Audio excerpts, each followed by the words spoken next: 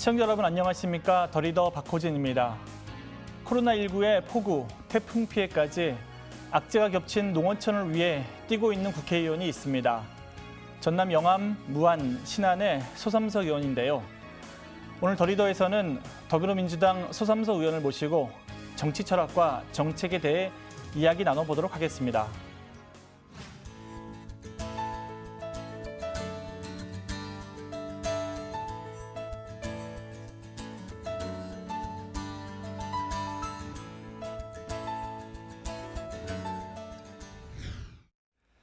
바쁘신 중에 출연해서 고맙습니다. 네, 감사합니다. 시청자분들께 먼저 인사 말씀 좀 부탁드립니다. 시청자 여러분 안녕하십니까? 더불어민주당 전남 영암, 무안, 신안을 지역으로 두고 있는 국회 농림해양수산식품위원회 서삼석 의원입니다. 정기국회가 100일 대장정에 돌입했습니다. 전국 수해 현장에서 오늘 또 복귀의 여념이 없으신 관계자 여러분들께 위로의 말씀을 드리고 또 경기 하방으로 어려움을 겪고 있는 국민 여러분들에게 격려의 말씀을 올립니다. 지금 말씀하신 것처럼 이제 수해, 태풍에 코로나19까지 지역구 돌보시는데 어려움이 많을 것 같습니다. 현장의 목소리는 좀 어떻습니까? 금년 장마는 유례없는 폭우를 쏟아부었습니다.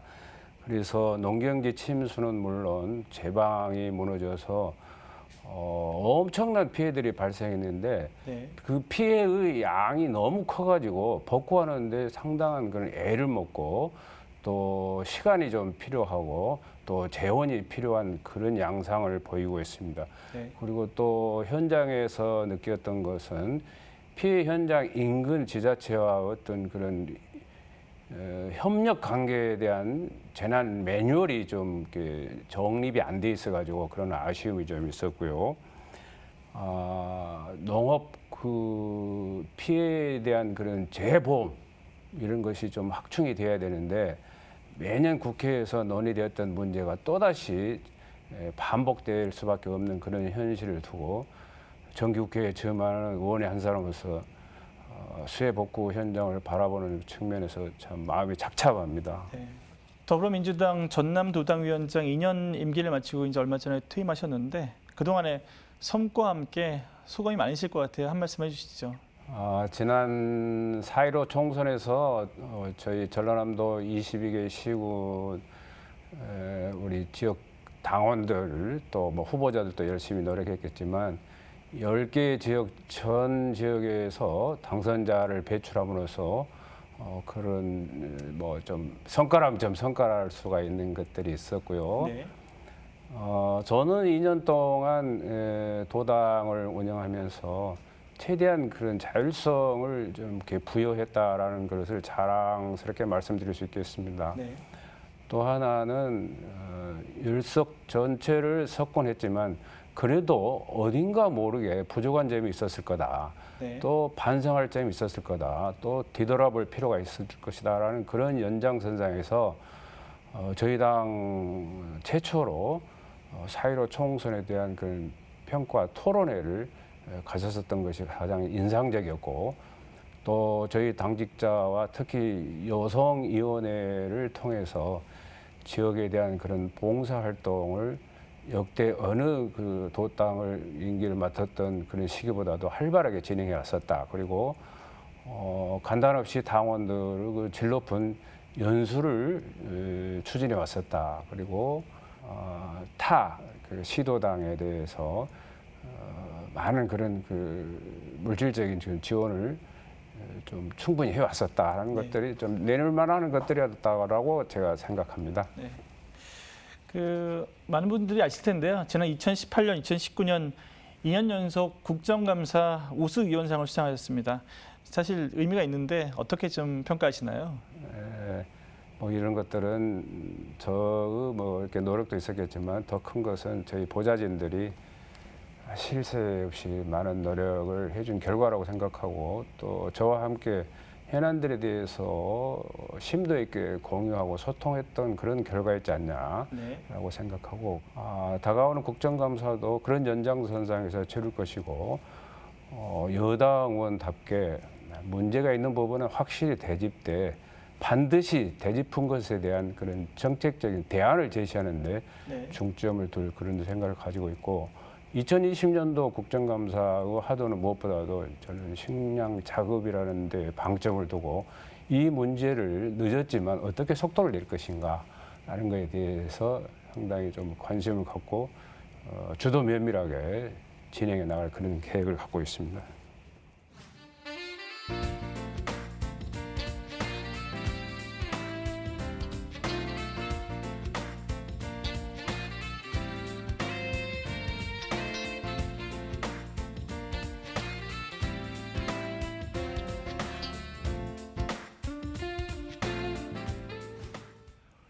네, 이번에는 21대 국회 의정 활동에 대해서 좀 자세히 말씀 들어보도록 하겠습니다. 21대 국회 1호 법안으로 인구 소멸 위기 지역 지원 특별법 제정안을 발표하셨는데 말은 좀 어렵습니다. 사실 이제 어떤 내용인가요, 이게? 농촌이 안고 있는 여러 가지 문제들이 있습니다. 그 중에서 농산물 생산에 대한 그런 그 보장 시스템이 되어 있지 않은데 설상가상으로 농업에 종사하고 있는 분들이 고령화되어 가고 있어요. 네. 또 반면에 출생아들의 수는 뭐 이렇게 눈에 보기조차 힘들 정도로 현재 그 수가 좀 떨어져 있는 상황에서 계산적으로 보면은 출생률보다 사망률이 높기 때문에 네. 인구 소멸의 이기 지역으로 대두되는 것은 뭐 자명한 사실입니다. 그럼에도 불구하고 지금 정부도 뭐 마찬가지고 역대 정부들도 너무 이렇게 예민했거나 등한시해 왔던 것이 어디에 와서는 표면적으로 문제적으로 이렇게 부각이 좀 되어 있습니다. 네. 늦었지만 지금부터서라도 속도를 좀 낼 필요가 있다라는 그런 전제하에 제가 21대 들어와서 1호 법안으로 발의를 하게 됐습니다. 그 줄어드는 고령화되어가는 특히 농어촌 지자체의 소멸 이기 지역으로부터 벗어나게 하려면은 이 위기에 대한 관리의 주체가 국가가 돼야 된다. 그리고 국가가 이런 것들을 로드맵에 따라서 계획적으로 대응을 해야 된다. 라는 것을 강조하는 그런 차원에서 제가 이 법안을 1호 법안으로 발의하게 됐습니다. 저뿐만 아니라 동료원들도 이런 문제에 대한 그런 그 공통적인 인식을 함께한 나머지 법안을 발의한 의원도 계시고 또 전라남도와 경상북도가 공동으로 이 문제에 대한 인식을 함께해서 또 법안을 좀 발의한 그런 예도 있습니다. 네. 그 가축 전염병 예방을 대응을 위한 이제 방역부 또 노인 정책에 대한 업무를 담당하는 노인행복부도 신설하는 법안을 내놓으셨습니다. 이거 되게 관심이 가는데 이거에 대해 설명 좀 부탁드립니다. 방역 문제는 제가 3년 동안 의정 생활하면서 줄기차게 주창해왔던 내용들이었는데 다행히도 뭐 저 때문에 그랬다고 생각지는 않지만 정부가 저하고 인식을 같이 공유를 한 나머지 그 질병관리본부를 청으로 좀 승격시키는 그런 일들이 좀 있었습니다. 저는 이제 이것 갖고도 안 된다. 사람이나 가축이나 감염병에 대한 위험은 날로 지속되고 있는데 여기에 전문성을 가지고 신속하게 대응하려면은 이제는 청이라는 조직보다는 그보다 좀 더 이렇게 확대된 적어도 하부처와 마찬가지로 부 정도는 승격시켜야 된다. 네. 그래야 인수 공통 전염병을 막아낼 수 있다. 이건 전문가들 지적입니다. 그래서 제가 방역부를 신설해야 된다는 말씀을 드렸고 또 노인행복부는 아직 우리나라에서는 생소하게 받아들일지 모르지만 선진국 뭐 세계 여러 나라에서도 이런 애들이 얼마든지 찾을 수 있습니다. 네. 노인들이 갖고 있는 전문성도 함양시키고 또 노인들만이 갖고 있는 문제들을 전문가 수준의 그런 조직들이 대응적으로 좀 이렇게 이 문제를 해결해 나가기 위한 그런 기회를 만들어 줘야 된다. 그래서 저는 노인행복부를 반드시 신설해야 된다는 그런 법안을 발의하게 됐다라는 말씀을 드릴 수 있겠습니다. 이게 이제 비용도 문제고 정부가 뭐 좀 더 커지는 이런 우려의 목소리도 있지 않을까 싶은데 이거에 대해서는 어떻게 생각하십니까? 이런 그 방역 문제나 노인 문제가 이미 대두가 됐습니다. 그리고 그 위험성도 방역 문제 같은 경우는 지속 될 것이다라고 제가 모두의 전문가들이 지적했다라는 말씀을 드렸습니다. 이 정도 문제가 노정되면 거기에 상응하는 몇 배 뛰어넘는 그런 대응책이 나와야 됩니다. 네. 노인 문제, 노인 뭐 빈곤 문제, 뭐 일자리 문제, 건강 문제, 뭐 기타 뭐 사회적인 문제들이 무수히 이렇게 만연되어 있습니다. 이 사회에. 네. 그럼 이런 문제들이 노정된 것을 일시 해결하려면은 전문성이 있는 전담 부서가 저는 반드시 있어야 된다고 생각합니다. 네. 여기에 비용을 대입해서는 이 문제는 결코 해결이 안 된다. 오히려 나중에 방역 문제나 노인 문제를 그때 가서 해결하려고 보면 이미 만연되어 있는 것을 해결하게 하면 비용이 더 든다. 네. 그러니까 이것도 좀 속도를 내서 지금부터서라도 이런 전담 부서를 운영하는 게 훨씬 더 저는 어떻게 보면은 경제적일 수도 있다. 또 효과적일 수도 있다. 또 시너지 효과도 이렇게 창출할 수도 있다라는 그런 주장을 제가 하고 싶습니다. 네. 그 의원님께서는 사실 이제 소금 의원으로도 되게 유명하신데 이번에 보니까 농산물과 천일염 최저 가격 보장제 법안도 이제 발의하셨네요. 이 배경과 함께 이 법안에 대해서 설명 좀 부탁드립니다. 대한민국 헌법 제123조 4항에는 농수산물 수급 균형과 농업인 이익 보호를 국가가 책임을 져야 된다라고 분명히 규정이 되어 있습니다. 네. 뭐 이 이야기는 제가 국회 상임위에서도 늘상 해왔던 얘기입니다. 헌법에 명시되어 있는 사항을 국가가 이걸 지키지 않는다. 이건 뭐 이렇게 큰 문제죠. 그래서 농어민들이 생산해내는 농산물만큼은 생존권 보장 차원에서라도 반드시 생산비가 보장이 돼야 된다는 그런 농안법을 20대에도 발의를 했고 또 21대에 들어와서도 이미 발의를 해놓은 상태입니다. 저뿐만이 아니고 동료 선후배 의원들도 이미 발의를 해놓은 상태입니다. 그런 연장선상에서 저희 신안군에서 대한민국 천일염의 70 내지 80% 양을 생산해내고 있는데 이 또한 천일염도 생산량에 따라서 가격이 천차만별입니다. 네. 그래서 이것도 공공기관에서 의무 물량을 좀 이렇게 소비를 좀 이렇게 시키게끔 하는 그런 그 내용들을 담은 그 법안을 제가 좀 발의를 해놓은 상태입니다. 지역 생산 농어가들도 살리고 또 이분들을 그 생산에 대한 것들을 법제화시켜서 삶의 질도 좀 이렇게 높여주자. 네. 소득도 좀 높여주자. 농촌에 사시는 농민들도 뭐 이렇게 어촌에서 소금을 생산하시는 그런 어민들도 정말 더해질 사람 못지않게 보장된 삶을 좀 살게끔 해주자. 결국 평등권도 보장해주자. 또 따라서 행복 추구권도 이렇게 보장해주자는 그런 주장을 좀 해오면서 네. 이 두 가지 법안을 제가 이렇게 발의하게 됐다라는 말씀을 드립니다. 또 이와 함께 국가의 식량 자급률 확보 노력 의무를 헌법에 명시해야 한다고 요즘 계속 말씀하고 계시는데 이 주장은 또 어떤 의미인가요? 코로나 발생 이전과 이후로 우리가 사는 세상 물론이고 세계에는 재편되고 있다. 네. 저는 그런 그 말씀을 드리고 싶습니다. 예를 들면은 물류 이동이 코로나 발생 이전보다도 훨씬 더 이렇게 용이치 않은 그런 세상이 왔고요. 또 우리가 이렇게 뭐 돈을 가지고 있어도 필요한 때에 필요한 양의 곡물이랄지 뭐 식량이랄지 필요한 뭐 농산물이랄지 이런 것을 수입하기도 쉽지 않은 그런 세상이 이미 이렇게 나타나 있습니다. 그렇죠. 그렇다면 어떻게 이 위기를 극복하고 이 위험 요소를 리스크를 줄여야 할 것인가 라는 것에 봉착하게 되죠. 대한민국 사회는 법치국가이기 때문에 법치사회이기 때문에 이러한 문제로 노정된 것을 해결하기 위해서는 반드시 법안에 담아야 된다. 네. 코로나 발생 이후에 가장 중요하고 가장 시급하고 가장 이급한 것이 저는 식량 자급이라고 생각합니다. 그래서 식량 자급은 저는 적어도 헌법에 못을 박아야 된다. 그리고 식량 자급률을 높이기 위해서도 관련된 법제화에 신경을 좀 써야 된다. 곡물 자급률이 20%대, 식량 자급률이 적어도 50%대가 안 되는 것이 엄연한 대한민국에 처해 있는 현실입니다.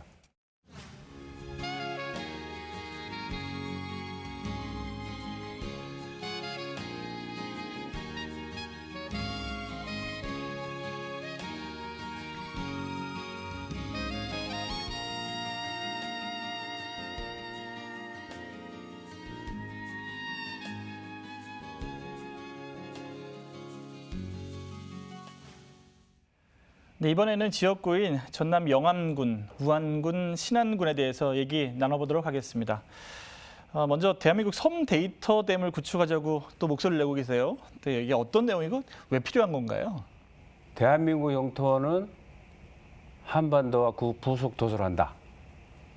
라고 이것 또한 우리 헌법 제3조에 분명히 명시되어 있습니다. 네. 서울에 사시는 분도 대한민국 국민이고 저 국도 서남단 가거도에 사시는 섬 주민도 엄연한 대한민국 국민입니다.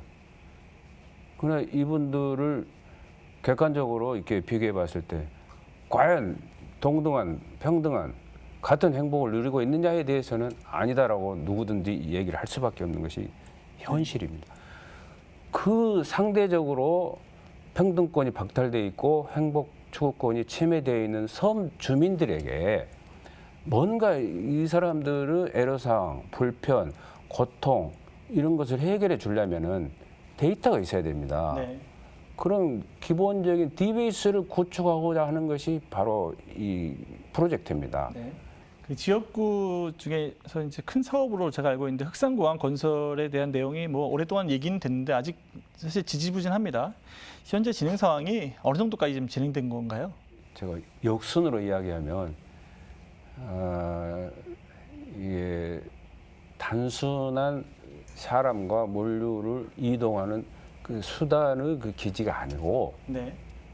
대중국 전진 기지로서 육군, 해군, 공군, 해경 등이 집합적으로 이렇게 사용할 수 있는 그런 그 기본적인 인프라다라는 네. 그런 말씀을 드리고 또 도서지역에 사신 분들의 유일한 교통수단은 선박입니다. 네.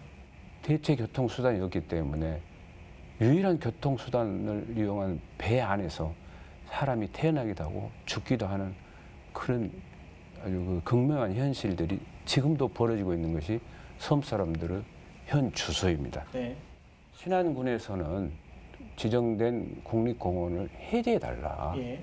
아니면 우리가 국립공원을 옆으로 이동시킬 테니까 빨리 공원을 만들어달라 하는 그런 그 요구 목소리가 크고 다시 처음으로 되돌아가면은 이미 타당성 조사가 끝나 있고 관련 소요되는 일부 예산도 지금 이렇게 책정 편성돼 있고 금년 예산에도 또 담아놨습니다. 네.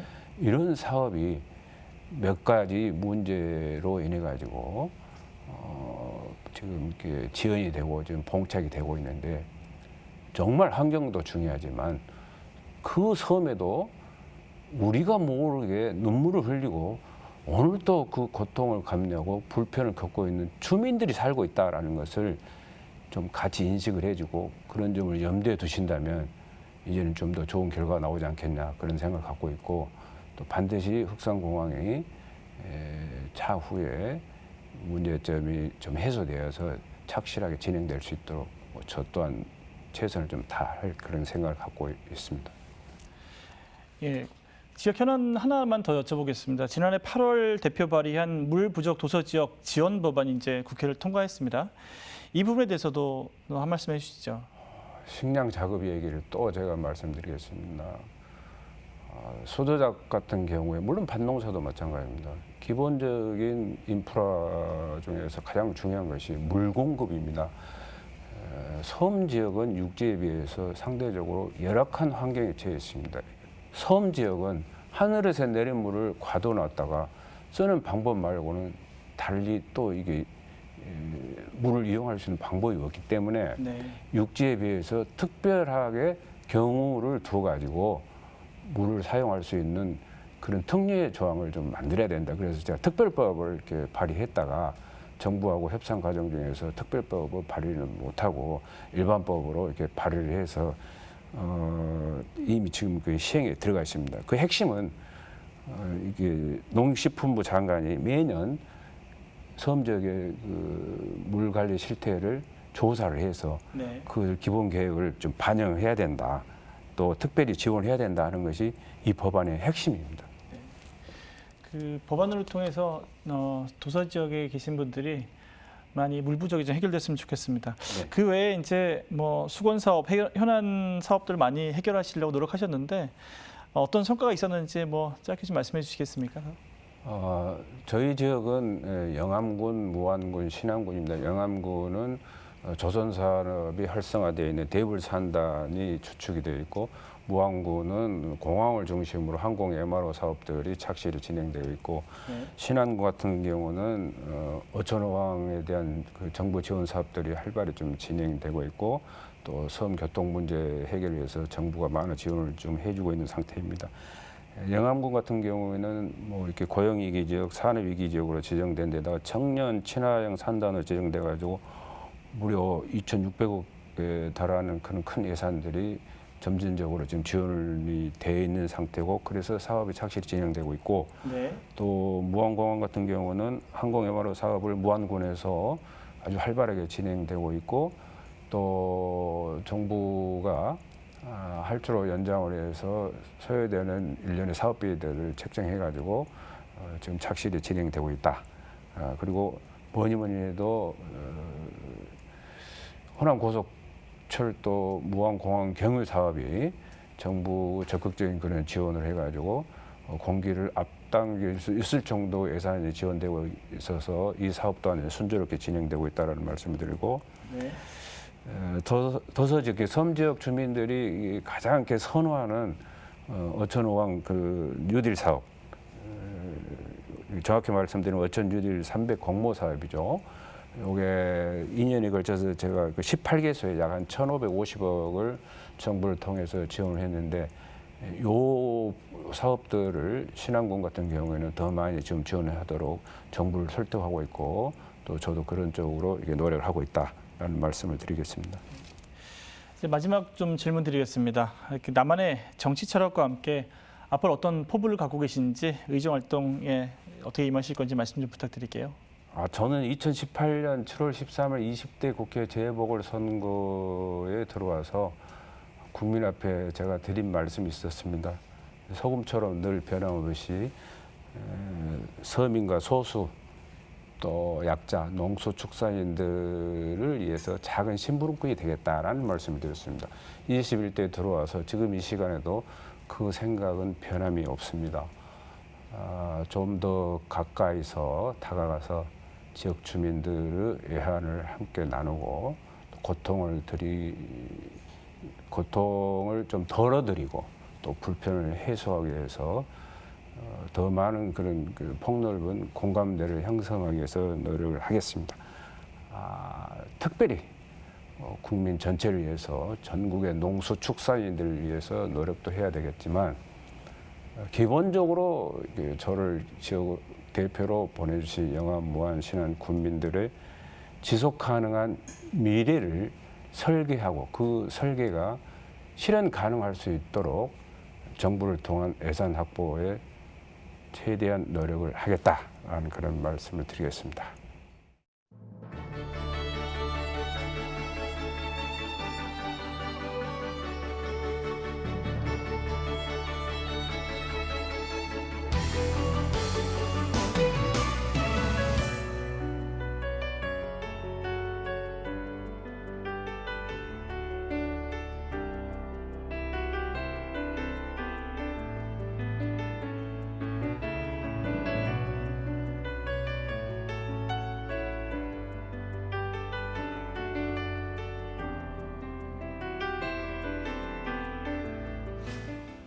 소금처럼 변함없이 서민과 소수약자를 위해 일하는 소삼석 의원과 함께했습니다. 앞으로도 농수축산인의 이익을 대변하는 심부름꾼으로 지역사회와 대한민국을 위해 발로 뛰는 모습을 기대합니다. 오늘 함께해 주신 소삼석 의원님 고맙습니다.